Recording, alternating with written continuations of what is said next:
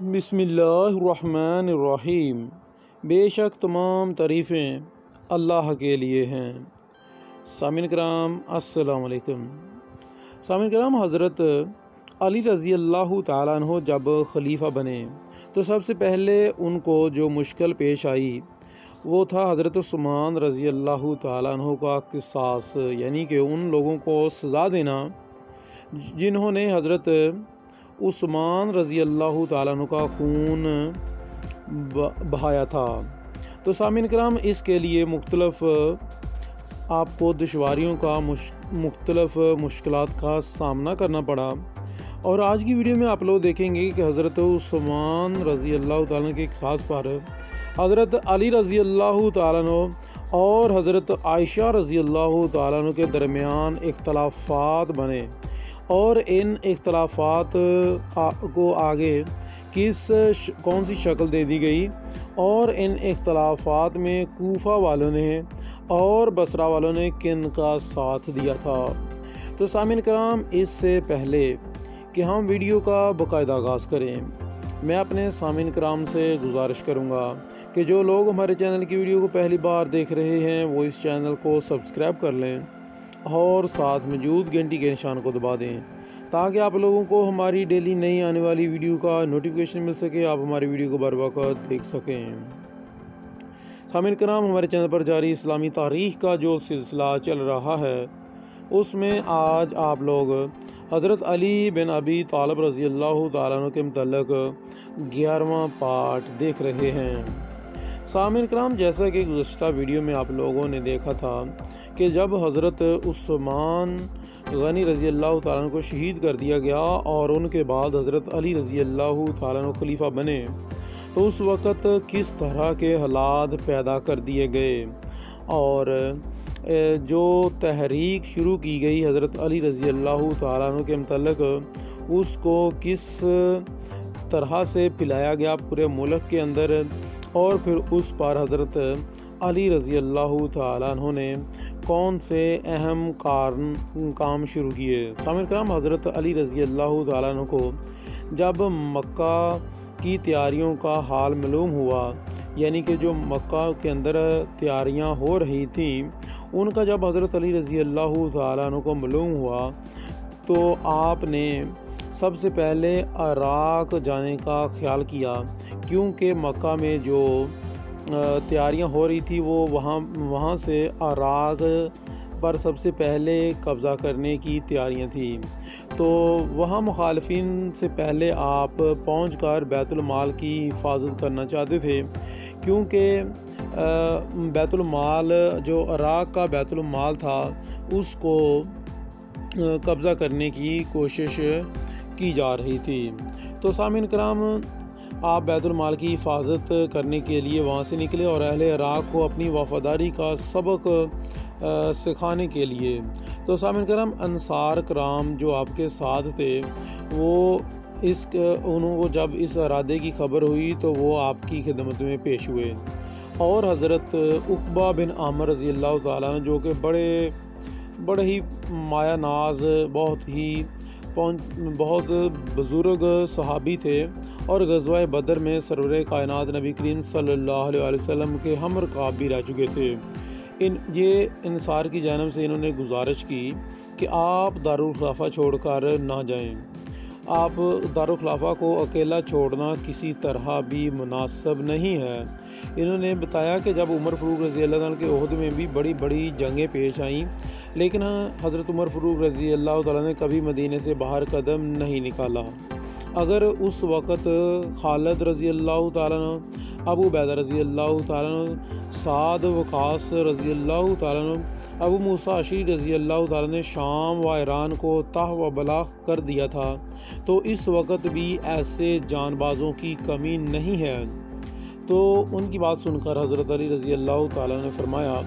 کہ یہ آپ کی بات صحیح ہے، لیکن عراق پر مخالفین کے تسلط سے نہایت ہی دشواری پیش آئے گی۔ وہ اس وقت مسلمانوں کی بہت بڑی نو آبادی ہے، اور وہاں کے بیت المال میں بھی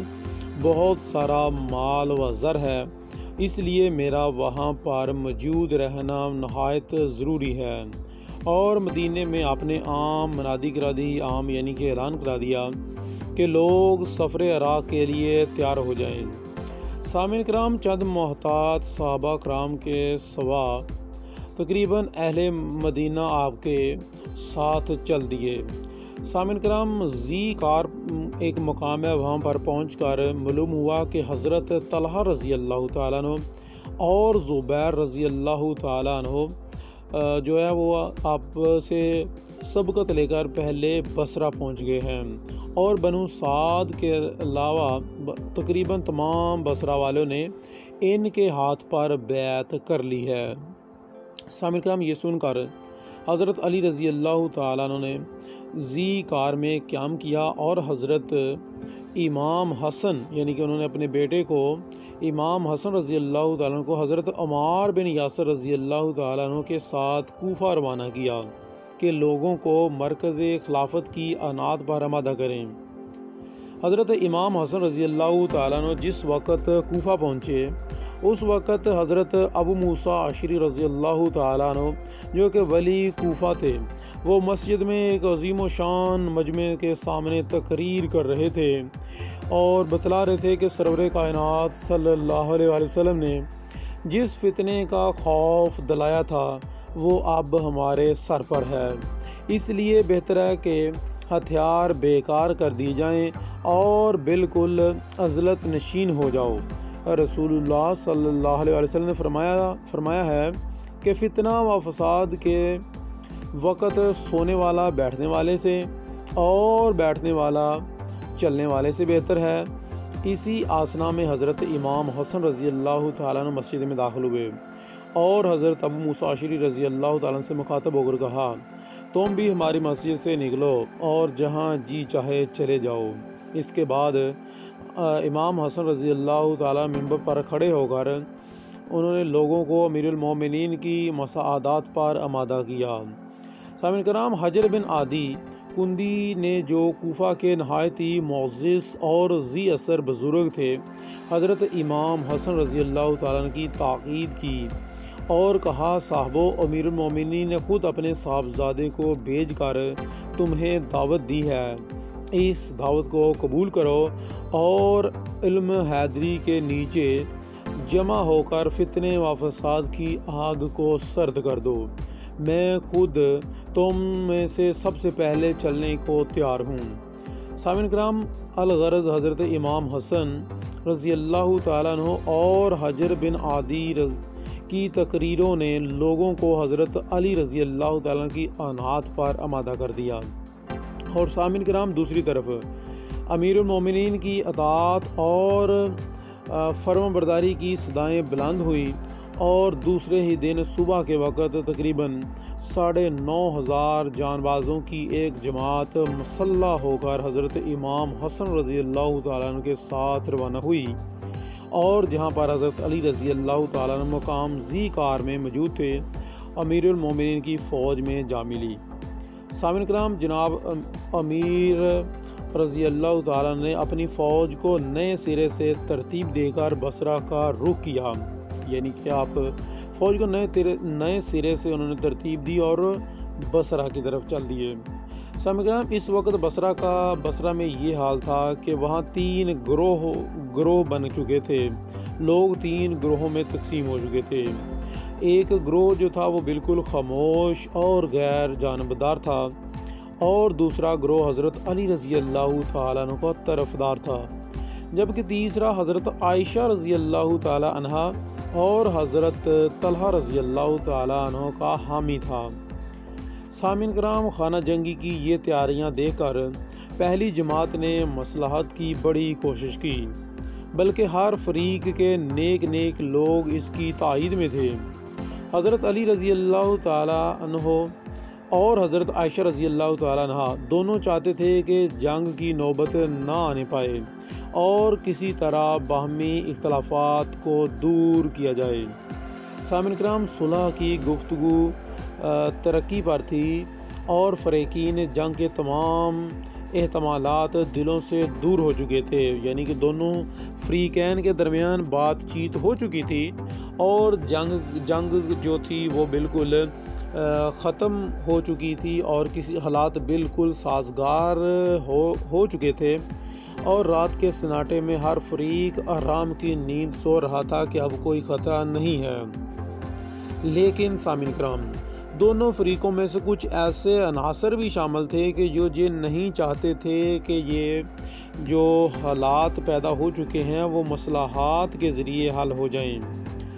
اور وہ چاہتے تھے کہ اس کو مزید آگ لگائی جائے۔ سامعین کرام، حضرت علی رضی اللہ تعالیٰ عنہ کی فوج میں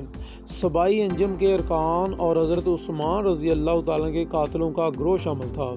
اور حضرت عائشہ رضی اللہ تعالیٰ عنہ کی طرف کچھ اموی تھے۔ حضرت عثمان رضی اللہ عنہ کے قاتل اور صوبائی سمجھے کہ اگر یہ مصالحات ہو گئی، یعنی کہ ان دونوں میں صلح ہو گئی، تو ان کی خیر نہیں، اس لیے انہوں نے رات کی تاریکی میں حضرت عائشہ رضی اللہ تعالیٰ عنہ کی فوج پر شب خون مارا۔ اور سامعین کرام، اسی گھبراہٹ میں فریقین نے یہ سمجھا کہ دوسرے فریق نے دھوکہ دیا ہے، اور اسی طرح ایک دوسرے پر حملہ شروع کر دیا۔ سامعین کرام، حضرت عائشہ رضی اللہ تعالیٰ عنہ اپنی اونٹنی پر سوار ہوئی کہ وہ اپنی فوج کو اس حملے سے روکیں۔ اسی طرح حضرت علی رضی اللہ تعالیٰ عنہ بھی اپنے سپاہیوں کو روکا انہوں نے، مگر جو فتنہ پھیل چکا تھا وہ کب رک سکتا تھا؟ امیر المومنین ام المومنین حضرت عائشہ رضی اللہ تعالیٰ عنہ کی وجہ سے ان کی فوج میں غیر معمولی جوش و خروش تھا۔